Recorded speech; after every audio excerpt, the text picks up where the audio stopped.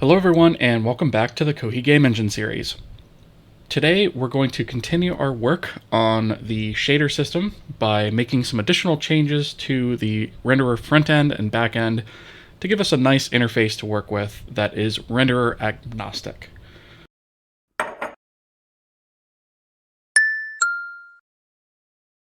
Okay, so before we jump into any of that, I want to really quickly thank the partners of the channel, which is the highest tier of membership, as well as the highest tier on Patreon. So our partners are Eearslya, Wensheng, Caden, and Joel. Thank you guys so much for your support. It is greatly appreciated. I also want to give a big thanks to all the other folks here that are listed on the screen at the moment. The support from you guys means a lot to me and helps me grow this channel and be able to make investments into the channel. So the first thing I'll start off with is I have added a few new invalid ID types for a couple of different sizes. So by default, our invalid ID is a U32, and this is the max value for a U32. But there are some cases where we won't have an ID that goes anywhere near that high. And so it's actually a little bit of a waste of memory to be using 32 bits everywhere. There are some cases where we only need 16 bits of data, and there are other cases where we actually only need 8 bits of data. And so I've gone ahead and created these invalid ID U16 and U8, and these are to support a few places where we're using IDs that are not 32-bit integers anymore. So most of these changes are actually within the Vulkan types INL. And if we look through these structures, we could see that we took a lot of these from U32s, and in this case it's a U8. In this case it's a U8. We have a U16, a U8, and I'm not going to step through all these because there was a lot of changes in here, as you can see over here. But this is to reduce the overall amount of memory that we're using for a lot of this stuff, because it's not really necessary for us to take that much memory up, and when you multiply these things out, it actually becomes quite a lot. So individually it doesn't seem like it's a lot, but once we have a few thousand shaders, for example, and that's totally possible, this stuff will start to really add up. So I've gone ahead and made that change. Another change in here is I have moved this shader attribute type to the renderer front end. I did have a to-do in here that I thought that was going to be something I needed to do, and I've gone ahead and done that. So I've removed it out of Vulkan types, and that has now been moved to renderer types, along with the shader stage. So this is no longer anything that is Vulkan specific. This is stuff that is just generic to shaders in general. Okay, so for the changes to the interface to the renderer, I have deleted a couple of methods and added a whole bunch of new ones. So we're actually going to start on the front end of this just to sort of explain what the differences are, and you guys will see where we sort of hook that stuff up as we go. So the first thing that I've done is we've actually removed this update global world state and update UI state, because now we're going to be using the shaders directly to update these things. So that's all these were really doing for us anyways, so those have now been removed. And for reference, we are actually looking at the renderer backend struct for right now. Further down, we've gone ahead and added function pointers for all of these shader methods using a shader ID. So we're not actually using a pointer to a shader here, we're using an assigned ID that is created, or that is assigned rather, when the shader is actually created. So we have these shader underscore methods here, so we have our create, destroy, add attribute, add sampler, add uniform, etc. So these are all exactly the same as what we've already seen, so I'm not going to go over each individual one. However, I will actually take a moment to point out that there is one more new type that we have actually added, and that is this add uniform custom here. So we actually want the ability to be able to add a uniform that maybe doesn't fit within the types that we already have declared. So for example, if we wanted to tightly pack data into a structure and pass that structure in as an entire uniform, we can actually do that, and we're going to need to do that. So I've gone ahead and added this shader add uniform custom in here, and the only difference here is it works exactly the same as the others, except it takes a size. And the other thing to mention here is there is no actual logic under the hood that validates this size when you go to actually use it. This is purely used for when you actually add the uniform to the shader. So there's no actual runtime validation on this, so just be aware of that. So we have an add custom, and then as you may expect, down here at the bottom, we have a set uniform custom, where you just pass in the value to the void pointer here instead of like a mat4 or something like that, and that just sets the value. And again, there's no size validation done on this because we have no way to validate the size of a void pointer. So just be aware of that. This is something that we're going to be using probably in the next video. So I just wanted to make sure to point that out. All right, so that is pretty much all the changes that have been made to the backend interface. So as you may expect, the renderer front end also has all these things added. So this mirrors almost exactly what the backend looks like. We have a renderer shader create, renderer shader destroy. These again work with the shader ID instead of a pointer being passed around. And we have our add attribute, add sampler, all of that. So this is basically just pipes straight into the backend, which then goes ahead and performs the actual renderer specific operations. So that is all there really is to the front end in terms of interface changes. The Vulkan backend change while I'm going over some of this stuff. So let me just expand this here. We have once again removed the update global world state and update global UI state. These are no longer used, so they've been removed from the Vulkan backend as well. And to the backend, we have also added the Vulkan renderer shader. This is the implementation of the interface that we've defined over here in renderer types INL. Down here, all of our function pointers. So this is the implementation of that. That's all this is here. Okay, so what then does this collection of functions do? Well, if we take a look at the backend, we will quickly review some of our changes here. So we have actually removed the logic to create our shaders in the backend because we no longer actually need to invoke that code in the backend. It shouldn't have been done there in the first place. We just kind of did that to get things up and running. Instead, we now have a collection of shaders with a max shader count of 1024. We may need more shaders than that in the future, and I've put a to-do note here to make this configurable so that when we stand the renderer up, we know ahead of time how many shaders we might actually want or need. But for now, I've just gone ahead and make the assumption that we'll have 1024 available, and that should be more than enough for quite some time. So we'll go ahead and allocate the memory for that. And then we go ahead and loop through that array and invalidate all the IDs of those individual shaders. As I mentioned before, we have removed the initialization logic out of here. So all the material shader and UI shader initialization code has been removed from the backend, as has the destruction code, because that's actually going to be handled on the front end now. Once again, we have our update global world state and UI state. Those have been removed. And we've removed this that we actually didn't wind up needing.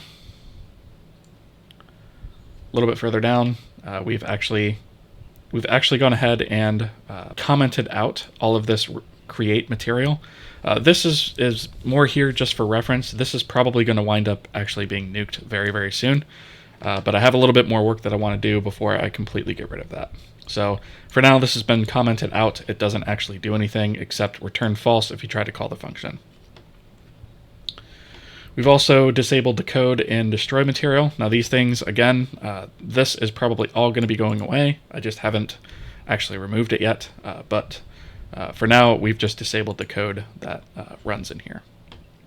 A little further down, the draw geometry has been greatly simplified. So this was actually performing the material update, which technically is a lot more than it should have been doing. All it really should have been doing was drawing the actual geometry. So we've actually removed all of the material logic out of here. So that's for both material type world and material type UI. We've removed all this out of here. So now all it actually does is actually perform the draw, which is what it should be. So it's a lot simpler there as well. And then at the bottom here, we've gone ahead and added in and filled out all of our interface declarations, right? So we have our renderer shader create. This loops through the array, as we've seen with a lot of our other systems, finds a appropriate or free slot to assign the shader to, and goes ahead and assigns the ID to that index. If we don't find one, we return false. Here, we are kind of making an assumption because we don't have dynamically created render passes yet. So basically, if the render pass ID is 1, then we know it's to use the main render pass. Otherwise, it's to use the UI render pass. Again, we need to have dynamic render passes set up to actually make this work properly. So for right now, we've got a to-do in here to come back and revisit that. But basically, it just picks the appropriate render pass. Here it goes ahead and translates the stages that are passed in to the Vulkan specific stages and just ORs those on. And then for now, the configurable max descriptor allocate count, we're just going to treat as 1024. So again, this is something that we're going to want to have be configurable, but for right now, we're just going to assume 1024. So here is where we actually call the Vulkan shader create. So we call this shader create from the front end, and it in turn calls the back end. So most of the time, there's not actually going to be this much logic. It's just going to be pretty much a straight pass through. But because we have to perform some assignment of IDs and render passes and so forth, this method is a little bit more complex than some of the other ones. But here's where it does the create. It verifies that that was done successfully, goes ahead and sets the out shader ID to the ID of the shader. And if it fails for some reason, it just destroys it, zeroes out the memory, invalidates the ID, and returns. So that is pretty much the shader creation.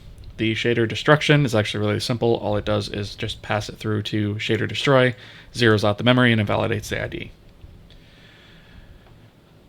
The next thing is we have the implementation of all these Vulkan renderer shader add attribute, add sampler, add uniform, etc. And these are pretty much just a straight pass through to the Vulkan shader.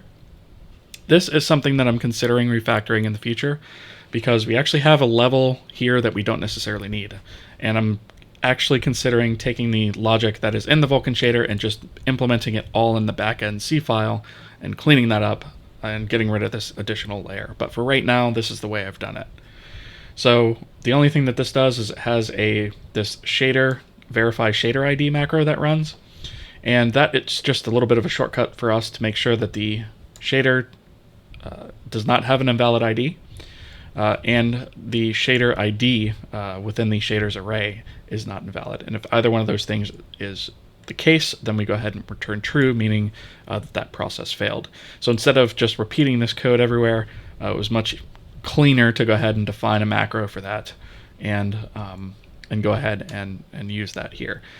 I should also point out that this is only done in debug mode, so when we build release, this is actually not going to do anything because when release is built, we should have everything battened down and configured correctly, so we shouldn't actually need to run that. So as a performance optimization, this will not run in release mode. And all these methods are exactly the same. They just do the same thing. They just pipe through to that Vulkan shader underscore X, whatever it is. So that is all that all these are doing. Pretty straightforward stuff, not really going to go into any more detail with that. So that is the Vulkan backend. The Vulkan shader itself has a few small changes to it. Most notably, these U32 to U16 in terms of the max descriptor set count, because we're not ever going to have 65,536 descriptor counts, descriptor set allocations rather. So I've gone ahead and shrunk that number as well. So all of these other methods we're using this Vulkan shader scope, which is now just a generic shader scope. So that is what all of these changes are here. And then we've gone ahead and added our Vulkan shader add uniform custom in here. And all the way down here at the bottom, we've gone ahead and added our Vulkan shader set uniform custom. So that's the implementation for that. As you may expect, there aren't a lot of changes in the actual shader backend as well, or the implementation, I should say. The only difference is the uniform add, of course, has the shader scope update, which has been applied throughout this entire file. And then, of course, the U16 update has been applied for the Vulkan shader create. So if we scroll down a little bit more, we have our add sampler. So in this case, we have our shader scope instance. Now this is, again, this shader scope has been made sort of more generic. So it's not the Vulkan shader scope anymore. It's just a shader scope, which is what most of these changes are. So we've also changed this section a bit. So initially, this global texture count or instance texture count was being done afterwards. However, we wanted to add a check against the maximum number of textures that we could have. So it makes sense to actually check to make sure that we're not adding a texture that we can't actually support first before actually performing this binding update. So we've gone ahead and moved that logic up here and then added a quick check in here to say, hey, if we increment the global texture count by 1, are we going to exceed the max number of global textures? And the same thing is done at the instance level. So that's that. And a little bit further down, all we have here is all of our changes to the shader scope from the Vulkan shader scope. So that's all those. We have, of course, added our add uniform custom here, which just calls uniform add, of course, passing along the passed in size and the scope and the location.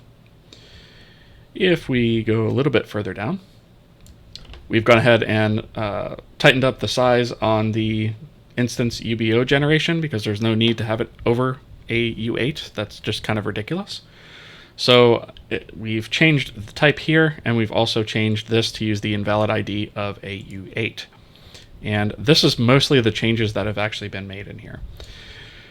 One more other change that I made was I took the instance textures from the instance state. Instead of always setting up an array of 31 pointers for our instance textures, that's just wasting a lot of memory.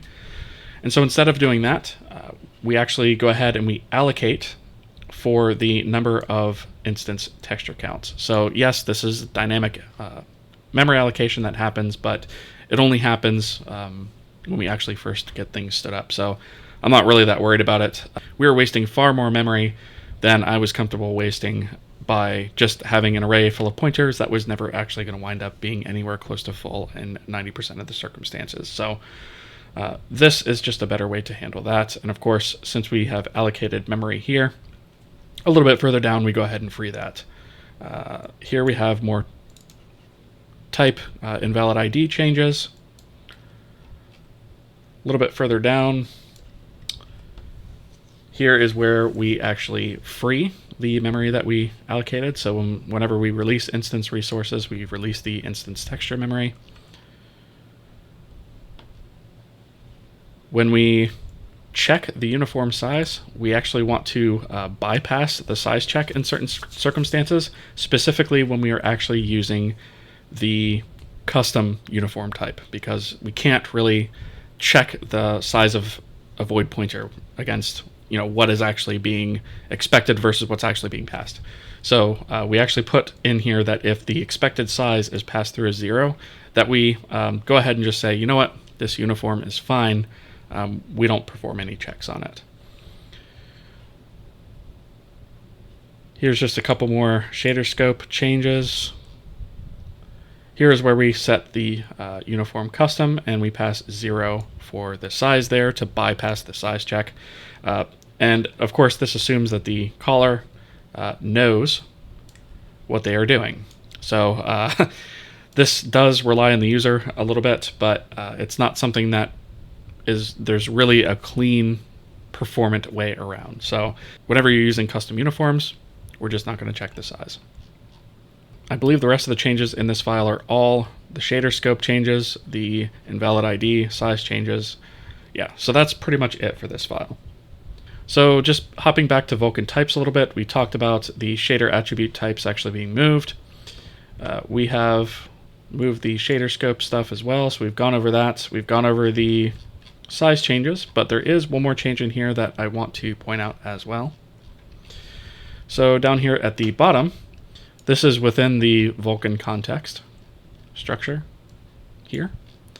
We've actually removed a lot of data. So what we've done here is we've removed the material shader and we've removed the UI shader. And now all we have is a max shader count and an array of Vulkan shaders. And that is pretty much it as far as the interface changes go. The other somewhat large set of changes happened actually in the renderer front end. And this is actually where a significant amount of work was done. So the first thing that we've done is we have temporarily patched in our material shader and our UI shader into our renderer system state. This again is going to wind up moving because this is not the proper place for it either. Our shader system is the proper place for this, but one step at a time. We've got this out of the back end, and now it's in a form that we can use that is generic for a system. So we've moved it here, and that'll make it easier to move it into our material system later. So we've gone ahead and set up the material shader ID, and then some locations for the view, the projection, the diffuse, color, texture, and the model for both the material shader and the UI shader. I've set up this critical init macro here to basically say if whatever is passed in op fails, then we post a k error message that is passed here and we return false. And this was done because we don't want to have to repeat this code a bunch of times, as we're going to see here in a minute. So here is where our shader initialization code goes. So now we just call the state pointer backend shader creates, pass the name, the render pass ID, which again, this is temporary. We don't have dynamically created render passes yet, so we still have to rely on this for now.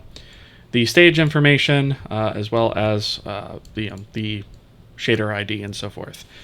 And we use our critical init here to say this is what we are looking at to make sure that it is successful, and if this returns true, then we're good.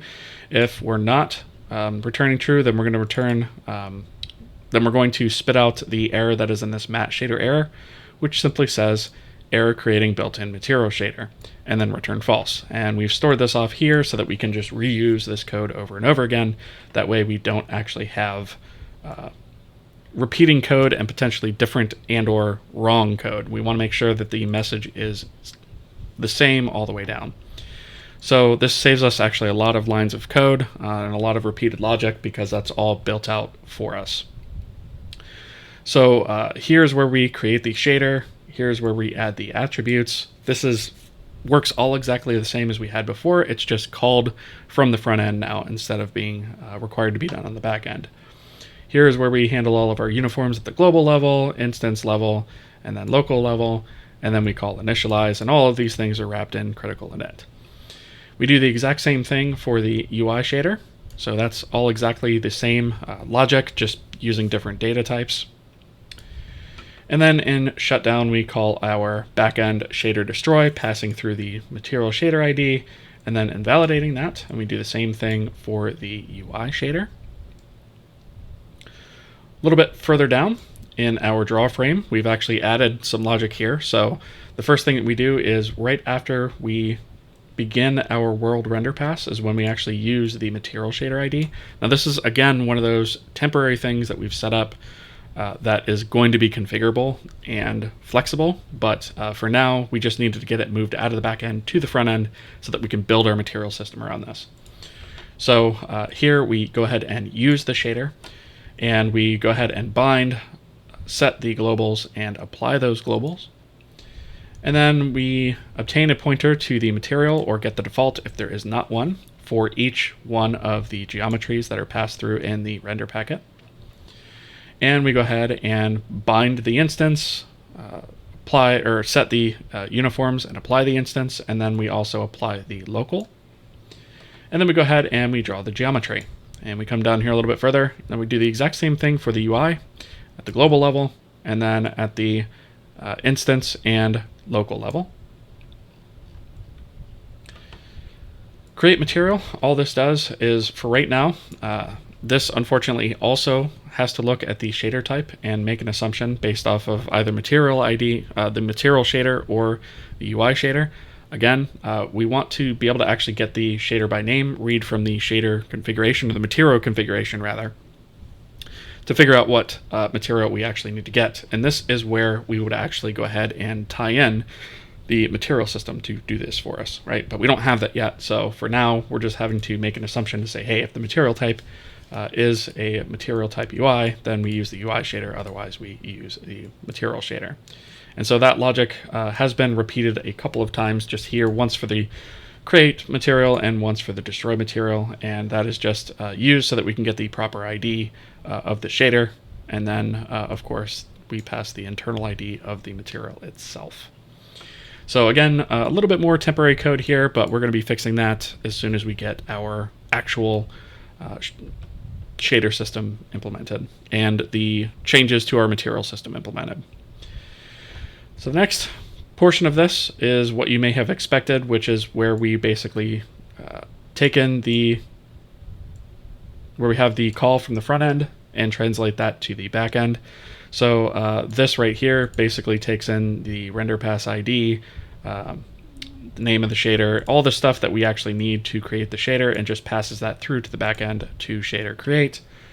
And the same is true for adding all the attributes, adding the uniforms, adding the samplers, etc. So this is just a pass through to our from our generic interface into our backend, which actually knows how to stand this stuff up under the hood.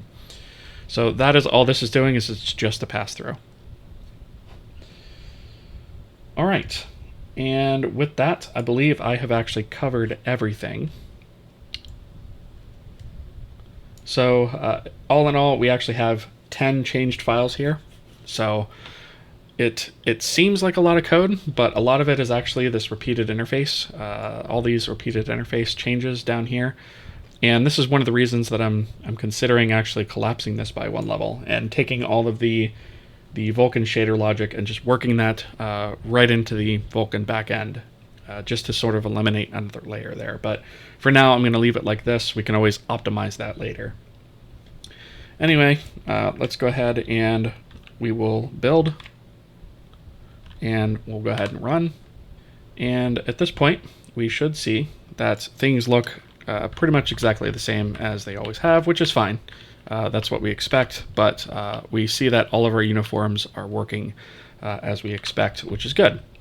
So that is pretty much going to do it for this video. In the next video, we are actually going to stand up our shader system, because now that we've got all the shader stuff exposed to the front end, we can actually build a generic system to work with our shaders, keep track of which shader is currently active, things like that. And from there, we will go ahead and implement that, update our material system, and that will probably be all in the next video. So that's going to do it for this one. Thank you guys so much for watching. Toss the video a thumbs up if you liked it. If you haven't already, consider subscribing. Hit the little bell icon to get notified as to when new videos in this or other series drops. And I will see you guys next time.